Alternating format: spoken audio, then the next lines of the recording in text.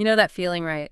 Life's just going along, things are pretty smooth, and then, bam. Yeah. Something just hits you out of nowhere, an unexpected curveball. Happens all the time.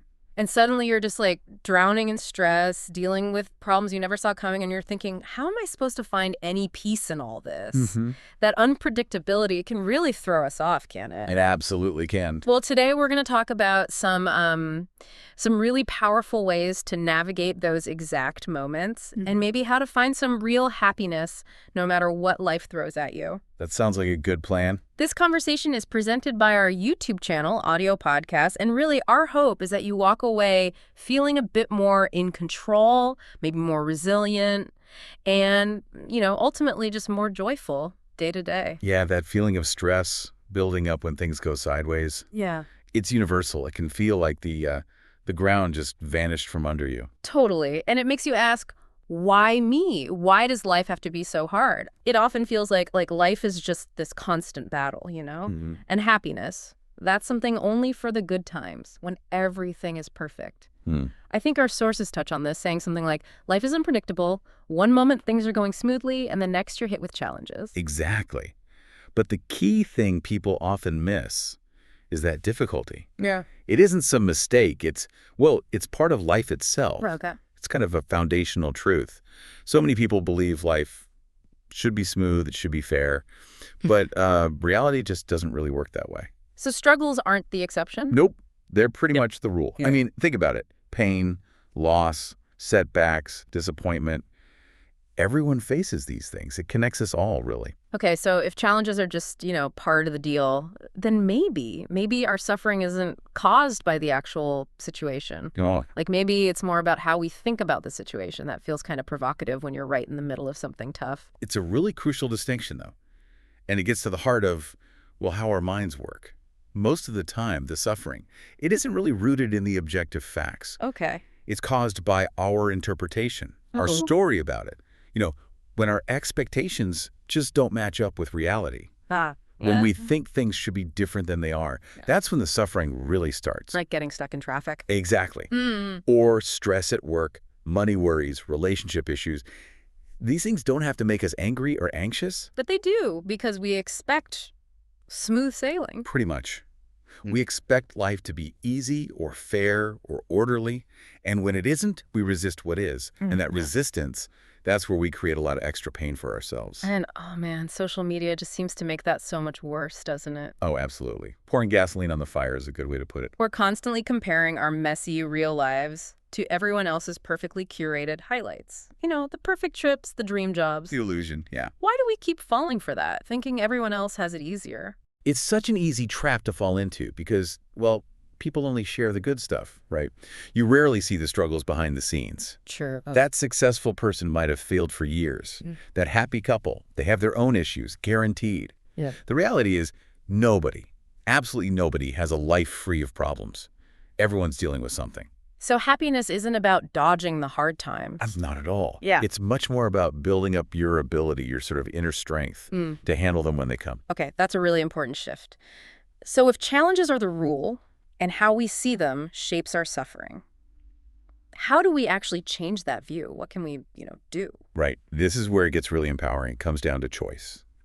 There's this one crucial choice that changes everything. Which is? Deciding deep down inside that you're going to take control of your internal world instead of just being like a victim of whatever happens outside. Okay. Think about it. You can have two people go through the exact same awful setback. One person grows from it, becomes stronger. The other just kind of crumbles. Yeah, you see that? The difference isn't what happened to them. It's how they chose to face it. It's about taking back your agency. Wow. That really goes against how a lot of us think, doesn't it? We're always saying, I'll be happy when. Yes, when I get the promotion, when I meet the right person, when I move. Exactly. So what does this idea of choice mean for that whole waiting game? It means we're basically putting our happiness on hold indefinitely. Happiness isn't some future thing you chase down. Right. It's something you have to consciously create, like right now, in this moment. Taking ownership means realizing that ultimately no one else is responsible for your happiness. If you keep expecting other people to act a certain way or for situations to be perfect, you're just setting yourself up for disappointment. You're giving away your power. It has to come from inside. Our minds are so powerful, aren't they? Well, Always telling stories, putting labels on things. How can we actually use that power for good, especially when things go wrong and all those negative thoughts start swirling? yeah, those negative thoughts. I'm going to fail. This one mistake means I'm useless. They feel so real. They do. But they're not facts. They're just interpretations. And the amazing thing is, interpretations can be changed. Okay, how? It's about reframing. Yeah. So instead of asking, oh, why is this happening to me, which is kind of a victim question, Yeah. try asking something more constructive, like, okay, what can I actually learn from this? Or how can this make me stronger? Shifting the focus. Exactly. When you only focus on the problems, they just seem to get bigger and bigger. Yeah. But when you shift your focus, even slightly, towards solutions or learning, possibilities start to open up. Things you wouldn't have seen before. Okay, this all sounds really good, very insightful. But, when you're actually in it, when you feel totally overwhelmed, like you're just trying to keep your head above water, what are some practical things, like actual actions we can take to feel a bit happier or more grounded? That's the million-dollar question, right? Right. When theory meets messy reality, a really good starting point, though sometimes the hardest, is choosing action over just, thinking and thinking and thinking. Overthinking. Yeah, I know that one well. We all do. Yeah. With habit, right? Yeah. Our brains try to figure everything out, predict danger. But that endless loop, that rumination, it doesn't actually solve anything. If anything, it makes it worse. Often, yeah. It just drains you and keeps you stuck. So instead of trying to map out every single possible future, try taking one small, concrete step. Like what? Oh, anything. Making that phone call you're avoiding, writing down what's bothering you, even just taking a few deep breaths consciously. These little actions create momentum. Progress happens when we move, not when we just sit there feeling frustrated. That makes a lot of sense. Movement creates momentum. And what about our physical state? How does our body fit into all this emotional stuff? We tend to separate them, don't we? We do, but they're deeply connected. Your physical state has a huge direct impact on how you feel mentally and emotionally. So like exercise. Absolutely. Even just a few minutes. Stretching, a quick walk around the block, it releases endorphins. The feel-good chemicals. Exactly. They naturally combat stress, lift your mood. And don't underestimate the basics, like just drinking enough water. Really? Water? Seriously, being dehydrated can make you feel irritable, tired, even more anxious. It's such a simple thing, but it can make a surprising difference in your overall state. Huh. Okay. So action over thinking, taking care of the body. What about mindfulness and gratitude? We hear those words a lot. How do they actually help when things are tough? They're powerful tools because they work directly on your attention and perspective. Mindfulness is basically just practicing being fully present in the moment without judging yourself for what you're thinking or feeling. Just noticing. Just noticing, observing the thoughts, the feelings, the sensations, and letting them pass by without getting all tangled up in them. It pulls you back to the here and now, away from worrying about the future or regretting the past. Calms the mind chatter. Exactly. It calms your nervous system, reduces that stress response, and gives you a sense of, control over your reactions. Even just focusing on your breath for 60 seconds can make a difference. And gratitude. Gratitude is like actively rewiring your brain. It shifts your focus from what you feel is missing or wrong in your life to what's actually present and good. Yeah. Even in really dark times, there's almost always something.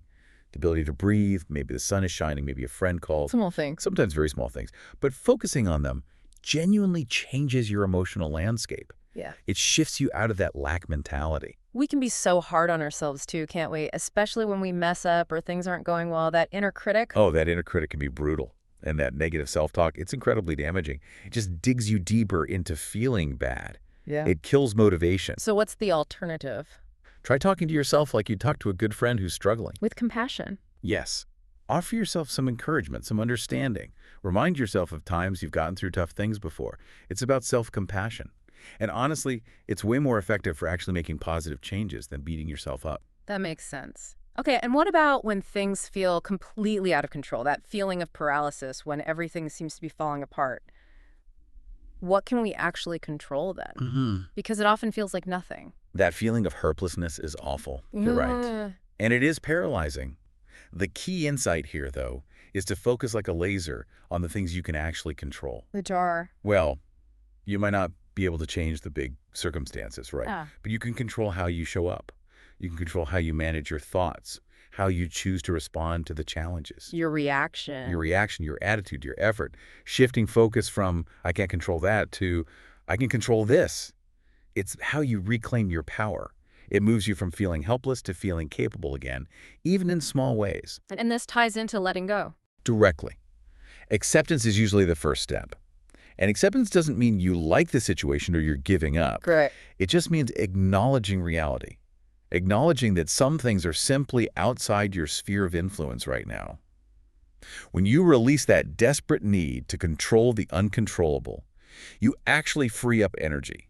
You open yourself up to possibilities you might have missed while you were busy fighting a battle you couldn't win. Letting go sounds freeing, but also hard.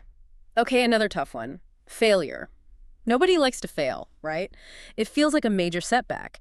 But these ideas we're discussing seem to suggest failure is good. How can that be? Yeah, good might feel like the wrong word when you're in the middle of it, but failure isn't something to just avoid at all costs. It's something to ideally accept, learn from, and then move forward with.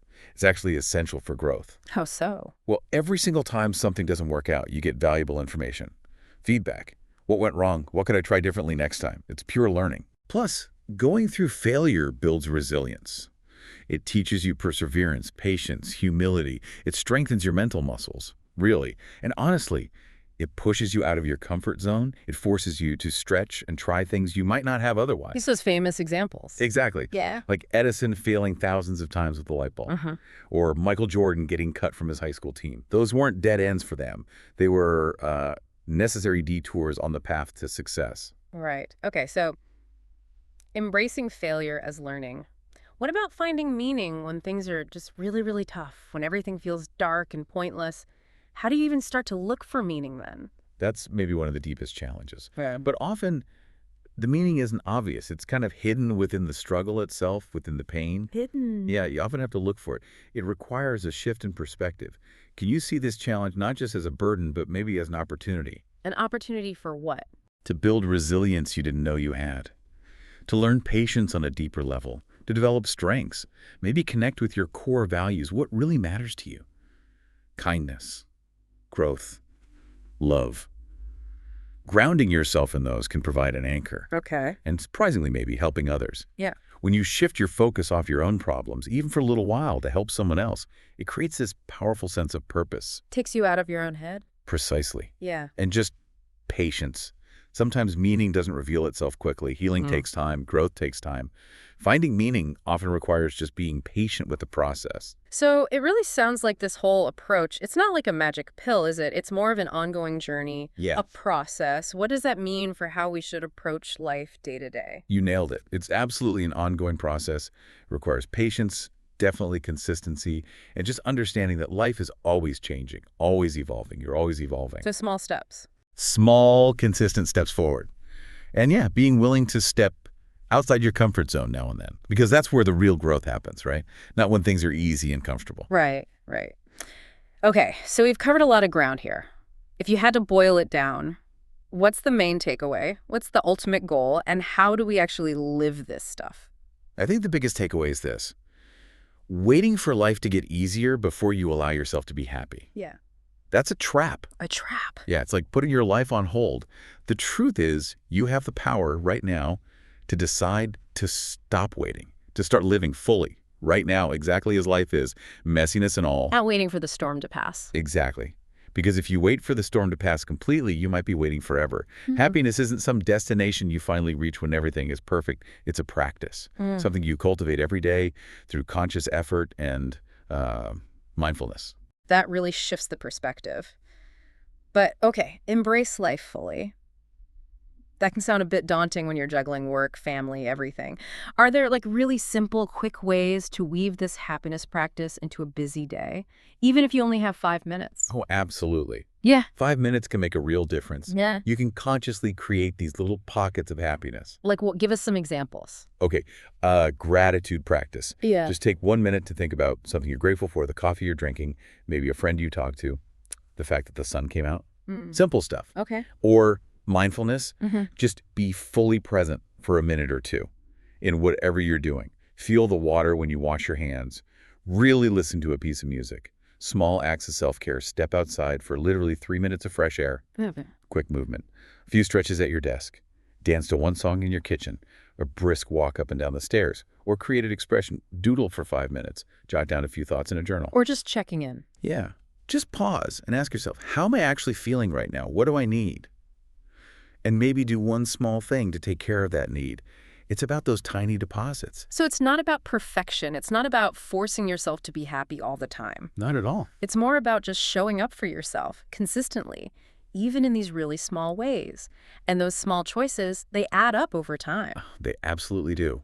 Profoundly. And that's where maybe having some kind of personal happiness plan can be useful. A plan. Yeah, not rigid, but like a little roadmap.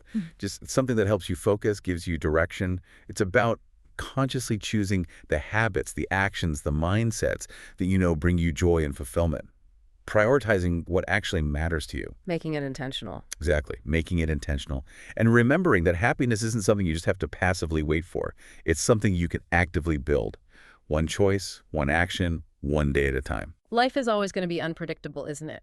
But if you choose to stay grounded, focus on what you can control, practice that gratitude and mindfulness, maybe you'll find that happiness isn't something you need to wait for after all. It's something you can find right now, right in the middle of everything. Thank you so much for watching and listening to our discussion today. And we hope you'll subscribe to the YouTube channel Audio Podcasts for more motivational podcasts.